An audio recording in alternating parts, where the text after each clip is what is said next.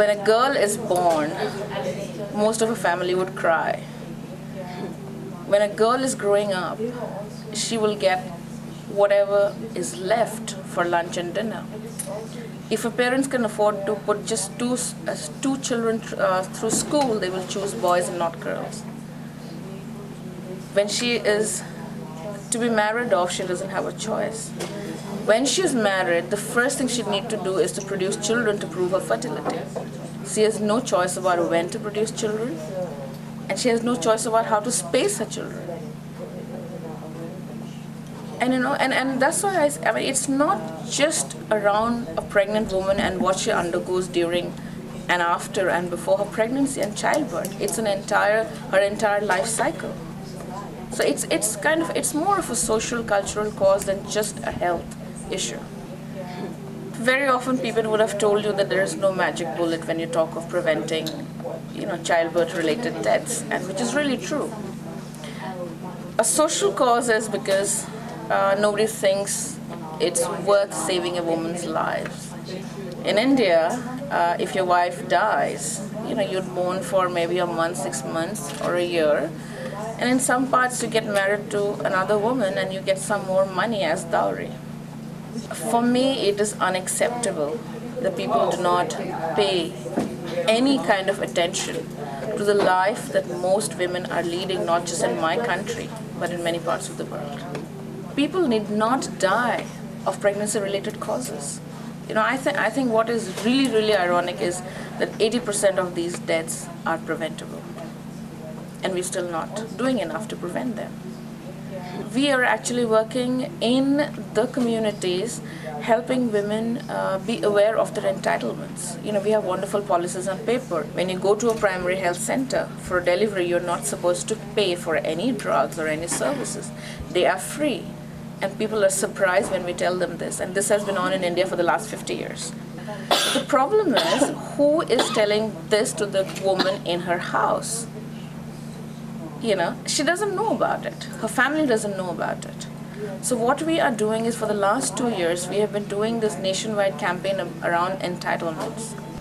We collect women, 1,000 women or 2,000 women. We bring them to a place, to a public meeting, and we ask the local member of parliament, the member of legislative assembly, the administrative bosses, and the medical officers to be there. And we give an opportunity to the women to talk to the powers directly. And the kind of questions that these women actually ask are really, it's beyond description. I'd also like to tell you that Indian government recently has a scheme where the government pays you today if you come to the hospital and give birth. And this has become a big issue in India for many reasons. When one of the very important people stood up on a stage to give a speech, a woman stood up and said, "No, we don't want to hear you talk, but I want to ask a question to these thousands of women who are here." And she actually asked, if there is one woman in this entire audience who has got paid without paying a bribe, I want her to raise her hand. And believe me, not a single hand went up.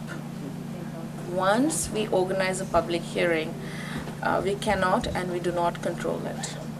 There is no way of predicting what kind of questions would come up and what kind of responses would come up. Women speak from their heart, from their experiences. There has been many, many good things which come out, like, setting up a grievance cell in a hospital, monthly reporting of maternal health statistics, which the district authorities agreed to after a public hearing. But sometimes there have been a lot of knee-jerk reactions, like a doctor being transferred. In the long run, we don't know how much that helps. But what I'm trying to tell you is, we don't really have control over what happens, and that's what we are reconciled to. We play a very facilitative role and let women speak for themselves. The Alliance works a lot at the policy level also.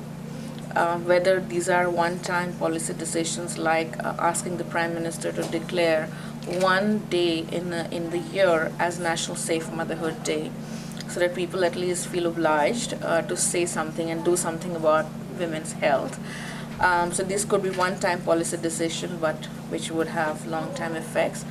or it could be around changing policies, allowing our auxiliary nurse midwives to practice some life-saving skills. And when we started working in 2000, we realized that under the Indian laws, and a nurse or an auxiliary nurse midwife is not allowed to give, let's say, Maxalf to prevent a woman from dying from eclampsia, or give antibiotics to prevent the mother and the child of dying from infection, or give misoprostol or oxytocin to prevent a woman from bleeding to death. We worked for 3 years. We did a very intense advocacy movement, and we finally, persuaded the national government to change these laws. And believe you me, it's really, really making a difference. Recently, we've not just helped the government change the policies, but we wrote up the guidelines for them, and plus we're helping them training midwives too. And I went to kind of a couple of villages where we have trained midwives in using these skills. And to someone who's not technical, this might sound very strange and jargonistic, but we have numbers which tell us that the midwives who've been trained are practicing for example, in 98% of deliveries, they're practicing something called the active management of third stage of labor. Quite a mouthful, but it's a life-saving measure. So, it's not just changing policies, but assisting the government to train the midwives, so that the midwives who are at the front line, and they're the only ones who can save the woman from dying, they're actually putting the skills to practice in saving lives. We are here to tell people that making no progress around MDG 5 is not really acceptable, and people must redouble their efforts. Have we invested enough? Have we put enough political will? Have we invested enough in the health system? Have we changed mindsets? Like I said in the beginning, maternal mortality is something where everyone has to play their part. You just can't blame the government and get away with it. I think every single person in the entire system has a role to play.